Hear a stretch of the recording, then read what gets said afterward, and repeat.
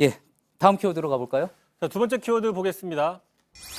자, 탄핵을 기다렸다. 김무성 김무성 의원이 오늘 중앙선대 인터뷰에서 박근혜 전 대통령이 탄핵을 기다렸다는 식의 인터뷰를 했습니다. 예, 자, 2016년 11월이었던 거죠. 당시 새누리당에서는 이제 탄핵으로 가느냐, 뭐 하야를 하느냐, 이제 한 치 앞도 내다보기 힘든 그런 상황이었던 건데 당시에 어떤 비하인드 스토리 같습니다.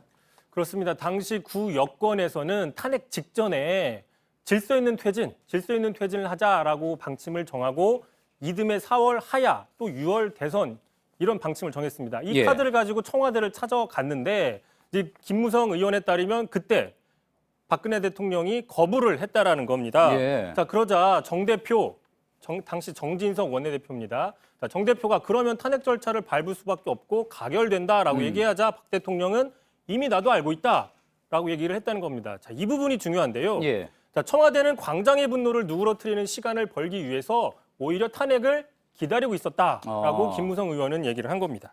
예, 조금 그러면은 그때 상황을 정리를 좀 해보면은 그러면 이제 국회 차원에서는 탄핵 소추를 유도를 해가지고 그래서 이제 가결이 되면은 헌법재판소에서 탄핵 심판 과정에서 반격을 하겠다. 좀 시간을 두고 지켜보면은 여론이 좀 바뀔 것이고 반격을 하겠다. 그런 전략이었다는 이야기군요. 그렇습니다. 그렇게 해석을 할 수밖에 없는데 김무성 의원의 인터뷰에 따르면 당시 청와대 참모들은 국회에서 탄핵안이 통과가 되더라도 헌재로 가면 100% 기각된다 이렇게 판단을 했다라는 겁니다. 예. 실제로 당시 상황들을 좀 되돌려 보면 탄핵 심판 당시 박 전 대통령이 출석하지 않았습니다. 예. 또 증인들을 무더기로 신청을 해가지고 이른바 지연 전술을 펴는 게 아니냐 이런 비판들도 있었고요.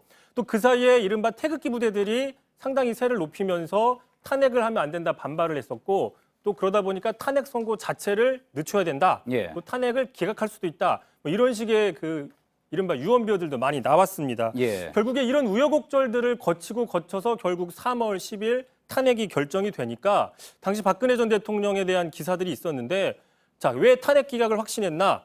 자, 탄핵 기각을 확신한 듯 박 대통령 말을 잃었다. 말을 잃을 정도로 충격을 받았다. 이런 기사들이 그때 나오기도 했었습니다. 예. 저희가 앞서도 뭐 많이 보도를 해드렸지만 탄핵 2년, 이제 내일이면 이제 탄핵이 결정된 지 이제 2년입니다. 또 3년 되고 4년 되고 하면서 또 여러 가지 이야기들이 많이 나오게 될 것 같습니다. 잘 들었습니다. 비하인드 뉴스 이성대 기자였습니다.